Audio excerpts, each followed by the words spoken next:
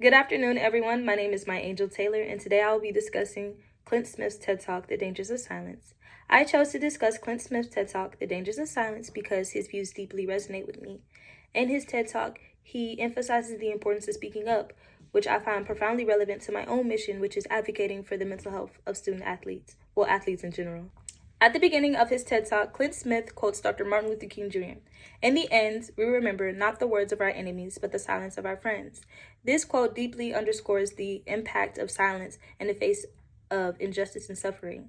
He then goes on to illustrate how silence can lead to dire consequences, manifesting in discrimination, genocide, and even war. Smith goes on to share a personal anecdote about giving up his voice for Lent. This helped him come to the realization that he had been appeasing ignorance with silence. Such as when he was speaking to a donor who spoke ill of his students, he allowed her to speak that way because they needed her money. This realization was a turning point for him, highlighting that validation does not always require words, and silence can be just as harmful.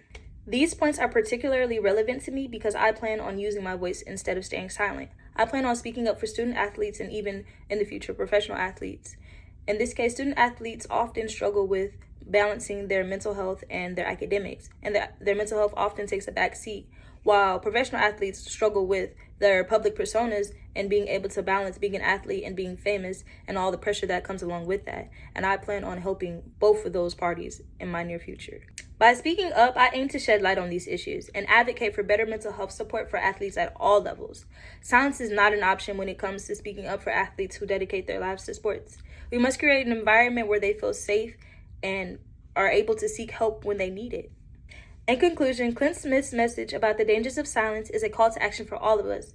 We must use our voices to advocate for those who cannot advocate for themselves. For me, that is standing up for athletes and ensuring that their mental health issues are prioritized. Together, we can make a difference. We can break the silence. Thank you.